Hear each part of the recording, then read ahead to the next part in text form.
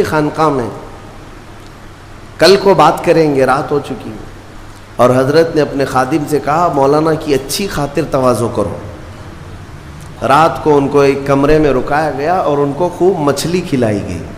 حضرت کا حکم تھا کہ انہیں مچھلی پیٹ بھر کر کے کھلائیں لیکن پانی مت دینا،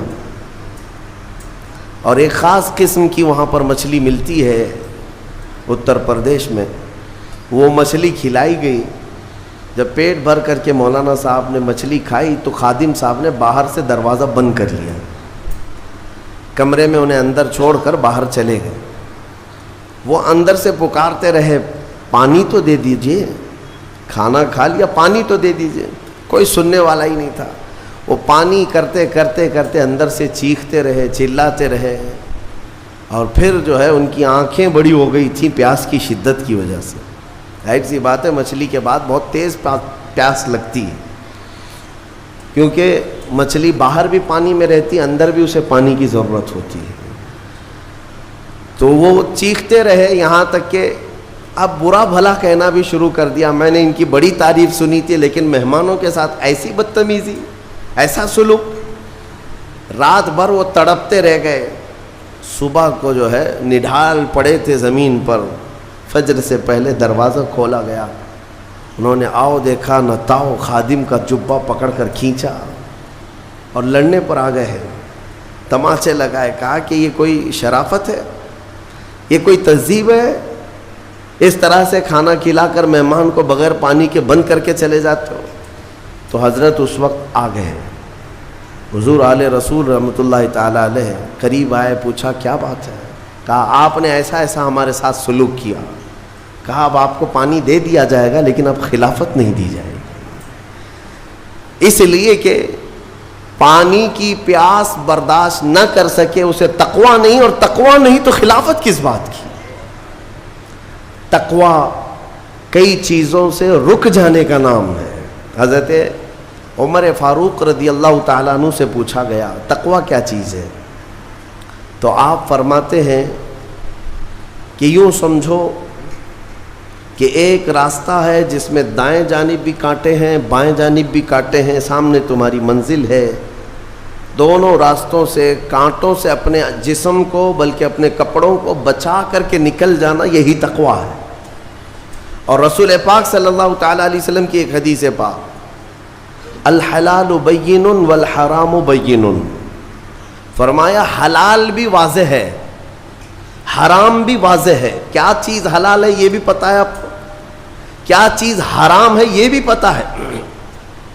شراب حرام ہے، خنزیر حرام ہے، مردار حرام ہے، چوری حرام ہے، یہ سب تو پتہ ہے۔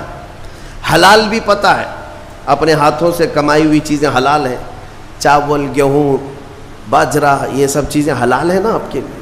پھلوں میں بہت ساری حلال ہے، جانوروں میں جو حلال ہے وہ سب پتہ ہے۔ تو حلال کی لسٹ بھی معلوم ہے تمہیں، حرام کی لسٹ بھی معلوم ہے۔ حضور پاک صلی اللہ علیہ وسلم فرماتے ہیں ان دونوں کے بیچ میں کچھ چیزیں ہیں جن کے بارے میں پتہ نہیں چلتا حلال ہے کہ حرام ہے، ان چیزوں کو چھوڑ دینے کا نام تقویٰ ہے۔ بعض لوگ کیا سمجھتے ہیں حرام کو چھوڑ دینا تقویٰ ہے۔ ارے میاں حرام کو چھوڑنا تو مسلمان کی شان ہے، ضروری ہے۔ تم شراب نہیں پیتے تو یہ تقویٰ نہیں ہے، یہ تو اسلام کا حکم ہے۔ تم جوا نہیں کھیلتے، چوری نہیں کرتے، یہ تو اسلام کا حکم ہے تمہارے اوپر۔ لیکن کچھ ایسے شک والی چیز سے بھی بچ جاتے ہو، اس کو کہتے ہیں تقویٰ، وہ تقویٰ ہے۔ تقوی کی بہت ساری مثالیں ہیں، لیکن میں آپ کے سامنے ابھی رمضان کے متعلق عرض کرنے جا رہا ہوں کہ جیسے گزشتہ میں نے ایک تفسیر میں بھی عرض کیا، بعض لوگوں کو ایسا لگتا ہے کہ رمضان میں لوڈ شیڈنگ ہوتی ہوگی، کچھ خزانہ خدا میں بچت کے لیے لوگوں کو بھوکا اور پیاسا رکھا جاتا ہے، کچھ رزق بچا لیا جائے۔ نادانو، اللہ رب العزت جو پوری کائنات کا رزاق حقیقی ہے، اسے کسی چیز کی کمی نہیں ہے۔ یہ روزے جو فرض کیے گئے خزانے میں بچت کے لیے نہیں، بلکہ ہمارے جسموں کی اور ہماری روحوں کی اصلاح کے لیے، ہماری روحوں کی اصلاح اور جسموں کی اصلاح کے لیے ہمیں تقویٰ ملے۔ میں آپ کو بتاتا ہوں، ایک سوال میں آپ سے پوچھتا ہوں، آج رمضان میں یہ بہت ضروری ہے، کیونکہ رمضان ہونے کے بعد بھی سب کو پتہ ہے کہ چاند دکھتے ہی اللہ شیطانوں کو قید کر لیتا ہے، یہ سب کو پتہ ہے۔ حدیث پاک میں بھی سرکش جنات اور شیطان دونوں قید ہو جاتے ہیں، ان کو قید کر دیا جاتا ہے، جب تک چاند نہیں دکھے گا یہ نہیں آئیں گے۔ لیکن جو 11 مہینے ہم بلیم ڈالتے تھے شیطان پر کہ ہم سے برائیاں ہو گئی، گناہ ہو گئی، کیوں؟ ارے شیطان ایسا کرا دیا، شیطان ویسا کرا دیا۔ اب رمضان میں کون کرا رہا ہے؟ شیطان تو ہے نہیں، پھر فجر میں سوتا کیوں ہے؟ بغیر نماز پڑھے ٹانگ پھیلائے ویسی نماز قضا کر رہے، کون سا شیطان تمہیں سلایا؟ ابھی تو شیطان ہے نہیں۔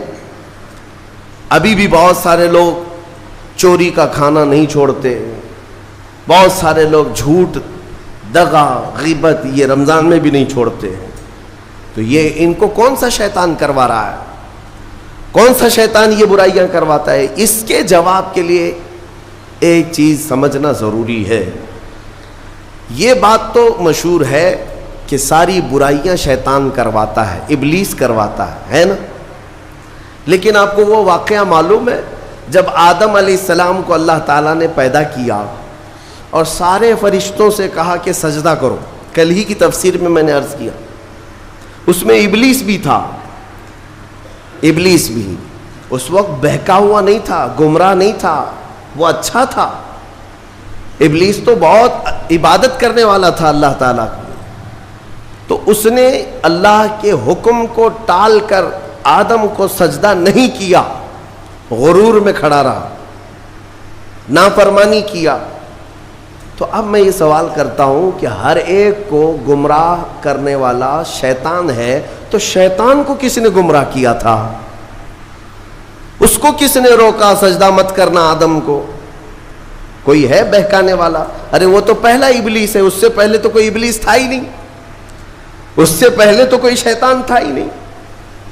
شیطان کو کس نے روکا کہ تو بڑا ہے، تو بلند ذات والا ہے، آدم مٹی سے بنا ہے؟ یہ خیال کس نے ڈالا؟ کون سا شیطان تھا اس سے پہلے؟ یہی بات سمجھنے کی ہے۔ محدثین نے مفسرین نے فرمایا ابلیس کو جس چیز نے سجدہ کرنے سے روکا وہ نفس امارہ ہے، وہ نفس ہے جو آج بھی تمہارے ساتھ ہے۔ ہاں شیطان تو قید ہو جاتا ہے رمضان کے شروع ہوتے ہی، لیکن نفس تو ساتھ میں رہتا ہے۔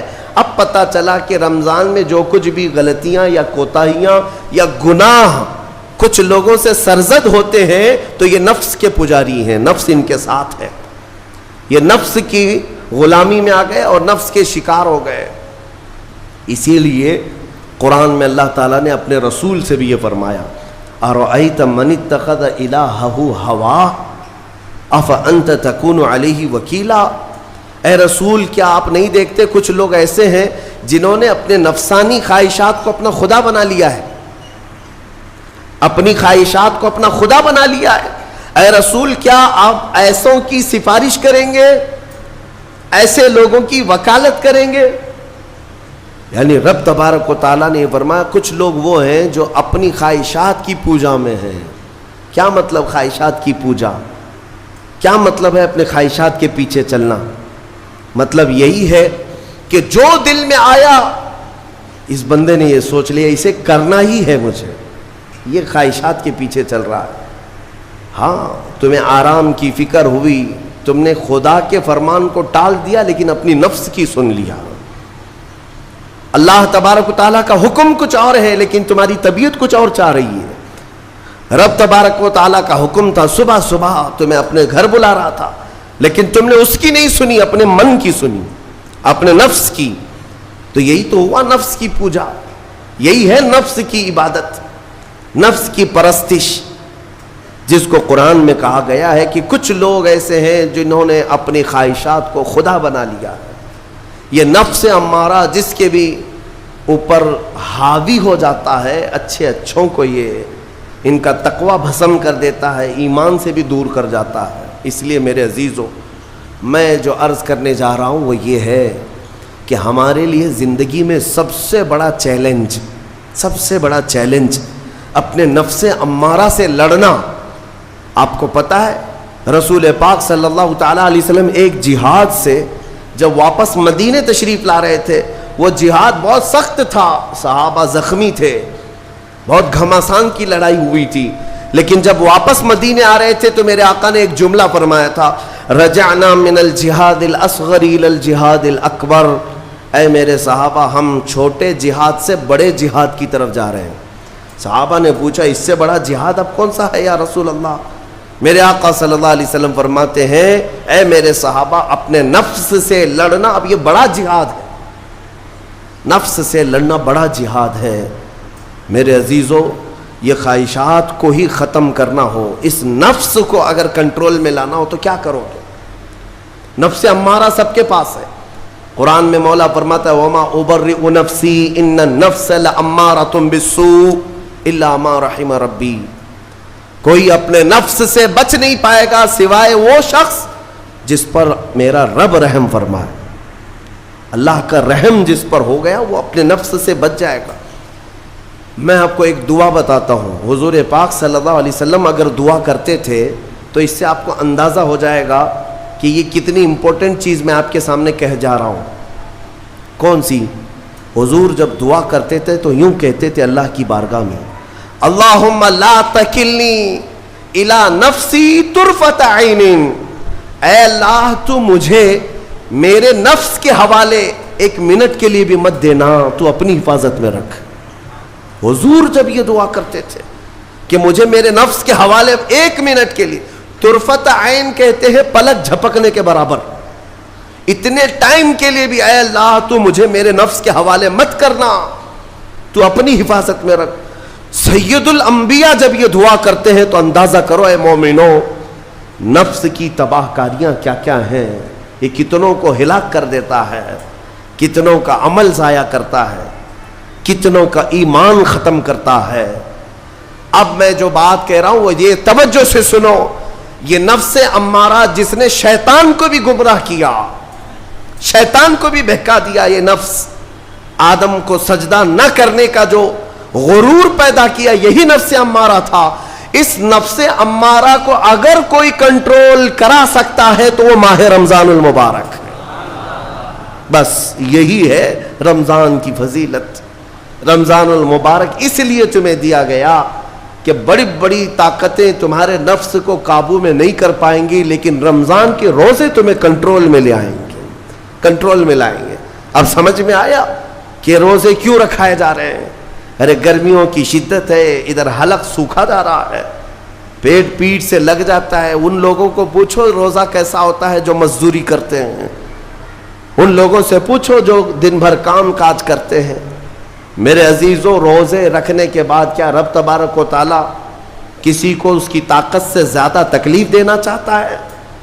نہیں میرے عزیزوں, وہ رحمان ہے. اس نے جب تمہیں ماں کے پیٹ میں 9 مہینے رزق دیا تو کیا کائنات میں نہیں دے گا؟ تمہیں ماں کے پیٹ میں بھی رزق دیتا رہا. تم جب دنیا میں آئے تمہارے ماں کے سینے میں خون سے دودھ کس نے بنایا؟ تمہارے رزق کا انتظام کرنے والا وہ خدا. اگر تمہیں حکم دیتا ہے کہ صبح سے لے کر شام تک بھوکے رہو تو یہ اس کا ظلم نہیں بلکہ یہ عین کرم ہے. اللہ تبارک و تعالیٰ کا رحم ہے تم پر کہ وہ مولا ہماری اصلاح چاہتا ہے کہ ہمارے اندر تقوی آ جائے, جسم میں بھی اور روح میں بھی. اب ایک اور بات میں آپ کو بتا دوں, میں نے ایک بات پڑھی تھی نفس کے متعلق, یہ نفس امارہ. اسی لیے امام غزالی رحمۃ اللہ تعالیٰ علیہ نے فرمایا اللہ کی جو مخلوق ہے وہ 3 طرح کی ہے, ایک فرشتے, دوسرے انسان, تیسرے جانور. یہ 3 الگ الگ قسم کی مخلوق ہیں کیونکہ اللہ تعالیٰ نے تینوں کو جو چیزیں دی ہیں ان میں فرق ہے. فرشتوں کو اللہ نے عقل دیا ہے, نفس نہیں ہے. نفس, شہوت, برائی کرنے کی خواہش فرشتوں کے اندر ہے ہی نہیں, وہ سوچ بھی نہیں سکتے برائی کرنے کا. فرشتوں کو اللہ نے عقل دیا ہے اور عقل عزت والی چیز ہے. اور جانوروں کو اللہ نے نفس دیا ہے, عقل نہیں, عقل والے نہیں ہیں. جانور عقل والے نہیں، لیکن نفس ہے، شہوت ہے، شہوت بھی ہے، نفس بھی. لیکن انسان ایک ایسی مخلوق ہے جسے اللہ نے عقل بھی دیا ہے، نفس بھی دیا. مطلب یہ ہے کہ تمہیں اللہ نے ایک چیز فرشتوں والی دی ہے، ایک چیز جانوروں والی بھی دی ہے، دونوں تمہارے اندر ہے.